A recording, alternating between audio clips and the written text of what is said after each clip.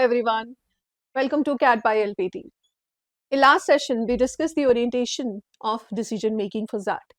We discussed what is needed to excel in this section, what are the criterion on which you need to make your decision for given questions, and what are the parameters on which you have to choose your answer.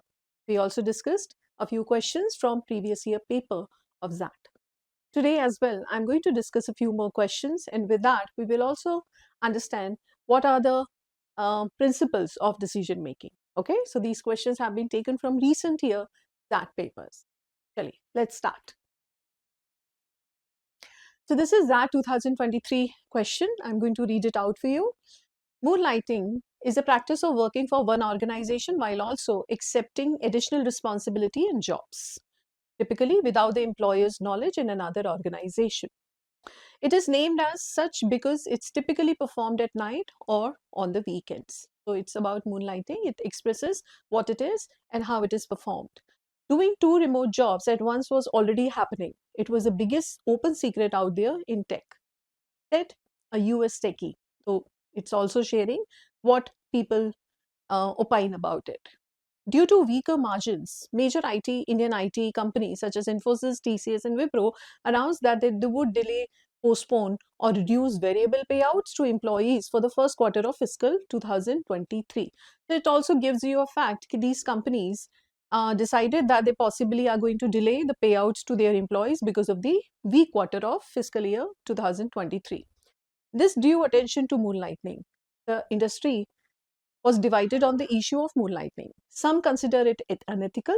Now, the industry is divided. Some say it's unethical, while others viewed it as an urgent necessity because of their weak financial situation. They see it as urgent necessity, while some consider it unethical.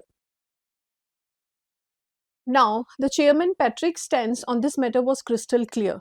Now, this is also sharing another person's opinion about it. There is a great deal of talk about people working part-time in the tech industry. This is cheating, pure and simple. He had tweeted. However, Macmillan, CEO of this, does not consider moonlighting as cheating. Employment is a contract between an employer who pays me for working n number of hours per day, he explained. Now, what I do after that time is entirely up to me. I can do whatever I please. So basically, the case is about a practice which is happening in a specific sector, that is IT industry. There is a polarized opinion about the issue. Some say it's unethical, some say it's ethical, as long as I do it over and beyond the duty hours that I'm committed to my employer. After that, whatever I do, I'm not answerable to my employees. Some say it's unethical, right? So that is what the whole issue is. Now let's see what questions are there. Now, the question is, which of the following option will have the least negative consequences on moonlighting employees?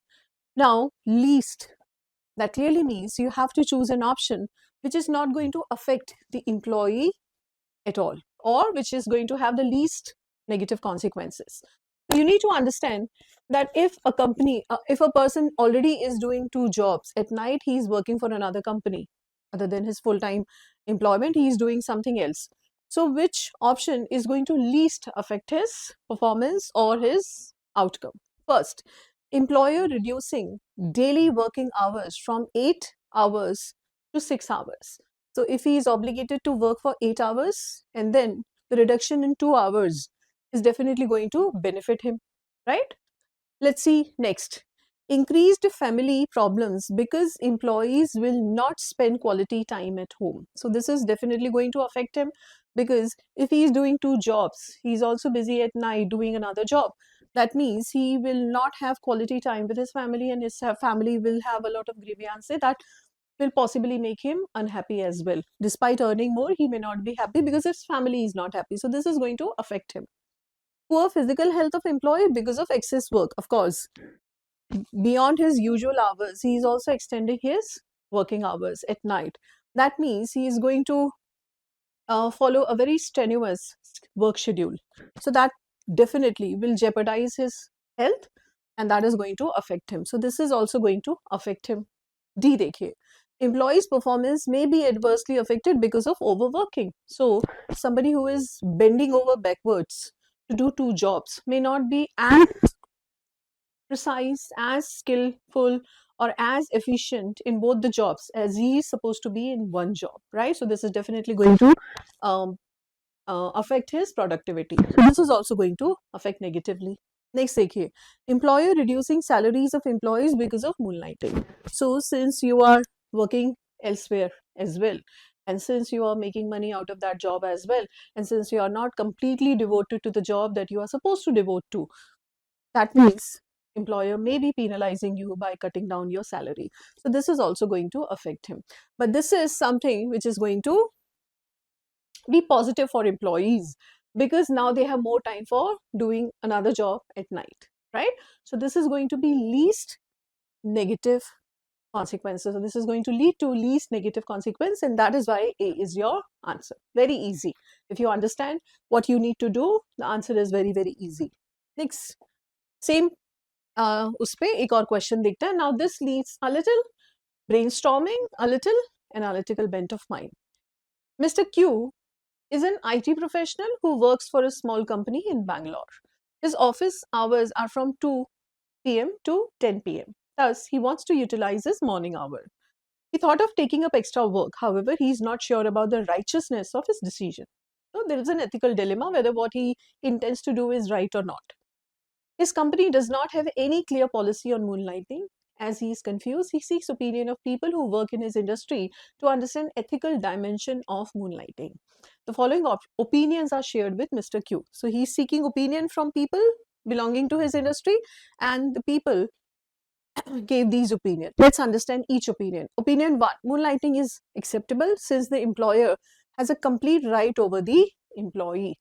So this is one opinion which says it's unacceptable. Second, moonlighting is choice of employee and that the employer has no authority over the employee's conduct after office hours. So just the polarized view. Third, moonlighting leads to employee missing out on important organizational work, right? So this leads to an opinion which says that possibly if you are doing extra work at night or if you are taking up some work in the morning hours that you have spare time from your office hours, possibly the main work that you do from 2 to 10, you are going to miss important organizational work that could impact your main job, right? Next, while moonlightning, the employee might unknowingly leak critical information gained from the one organization to other. If you are working for both the job in the same sector and possibly they are rivals, they are competitors. So unknowingly, unwittingly, you might share information which may be critical to your one employer. And because of sharing that information, however, unwittingly, you may share the information which could other organization can benefit from. So possibly that is also goes on unethical ground, right?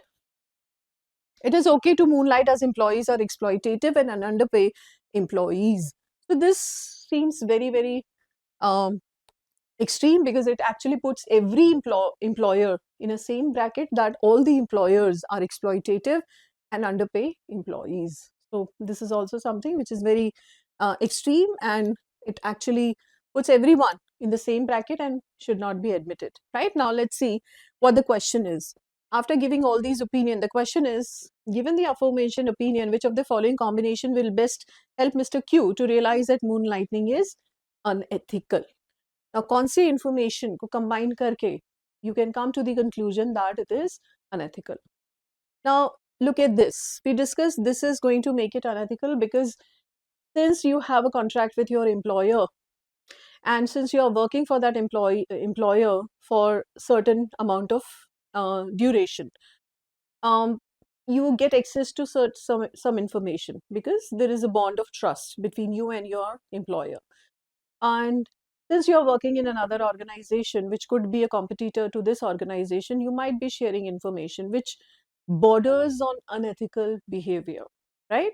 So because of this, you may not want to take up the job um, which you want to do in your spare hours, right? So this comes as a ground for rejecting moonlighting as one of the options. Next, देखिए, it leads to employee missing out on important organizational work, right? Just because you want to have some extra bucks and you want to utilize your extra time, you are doing that work. But what if you miss important work for your primary organization, right? So that would be definitely, amount to injustice to that organization that you are committed to, right? Because you are drawing salary from that, but the important task you are missing just because you are also doing another job, right? So these two combination lead to unethical. Now let's understand why one or two. Now one and two, one says it's acceptable, second says it's unacceptable. So it's the polarized opinion which they are sharing, opinion one and opinion two. Nobody is talking about whether it's unethical or whether it's unethical. It's just a diversion of opinion that one says as long as you are doing it after your hours, your employer should not object to it. And as long as, and one says it's acceptable because you are obligated to your employee. It's just polarized opinion. Nobody actually talks about whether it's ethical or unethical. It's a divergent opinion but does not amount to any morality or ethical dimension. And that is why your answer will be 3 and 4. And 3 and 4 makes your answer B. Okay? So, as I said, this question calls for a little understanding, little analysis, and a little objectivity to come to the answer, right? 1 and 2 are not leading to any ethical or moral standard, and that is why that's not your answer. Now, one more case from 2023 only. The CEO of Jamshedpur tea factory was in a quandary. Quandary is confusion over employees skipping work. It was becoming increasingly difficult for him to identify employee who fake illness to skip work. तो problem ये है कि उनको ये समझ में नहीं आ रहा है कि who are actually ill and who are just faking it. The work of the employee was complex and intricate, and they had to report to 8 supervisors. Taking illness made it difficult for JTF to judiciously decide on promotion and training of employees, right? An employee could only be promoted on the completion of multi-skilling training program. Further, to be nominated for the training program, an employee must be recommended by a minimum of 6 supervisors. तो 8 supervisor है जिनको ये करते हैं report employees, उनमें से कम 6 का recommendation चाहिए if you want to be nominated for a training program, and you need to attend at least completion of multi-skilling training program in order to be eligible to be promoted. JTF wanted to promote only sincere and deserving employees. So those employees who just faking in order to evade their duty, they were not supposed to be promoted. So the company wanted only sincere, committed, dedicated employees to be promoted. Now, question clear hai hame, facts clear hai. And stakeholders are, of course, the CEO, supervisor, and the employee, right? As we discussed in the last session, we need to understand who the stakeholders are and what is the criterion on which we have to make the decision. Now, let's understand. The CEO's thinking was changing the policy regarding leave, training, and promotion. Which of the following will be the most efficient? तो हमें यहाँ पे जो base बताया गया है decision लेने का, that is most efficient course of action for JTF and yet be fair to employees. So the decision has to be fair. It shouldn't be very oppressive. It shouldn't be favoring only the employer, but rather it should be fair to employee as well, right? So you need to strike the right balance before making the decision. Now, let's see. Let supervisors decide on the leave of an employee. So if you are letting supervisors decide, there comes the chance to be very, very subjective. Since they may be favoring certain employees because they are supervisor, they are observing them on a daily basis, they keep an eye on their performance because they report to them. They possibly have biases towards someone, or they may have favorite attitude towards someone. So that may come in their way of making this decision. So giving this decision entirely to supervisor is definitely going to creep in inefficiency in the system, because a lot of employees might start having some grudges against these supervisors. So this is not a good decision because we need efficient course of action. Second, let the CEO office decide on promotion, but each supervisor will decide on the leave. Now, again, supervisors, if this decision to decide for the leave is given to the supervisor, that again, emanates the same problem that we discussed in the first option, right? Third, let the CEO office decide on the leave as well as promotion. Now, this is making the decision making very, very centralized, right? Whereas the supervisors who are working on the ground, who are on a daily basis, on a day-to-day basis, on a day-to-day operation, keeping an eye on these employees, may not have any say in any decision. Whereas these are the people who have real inputs. These are the people who understand the ground reality, who know the ground reality of every employee.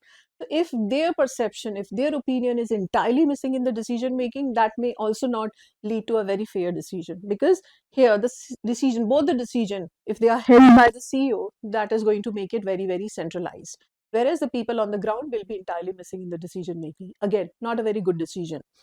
Let the status quo continue. We discussed this in the parameters on which decision making is made. Status quo will never be a good option, right?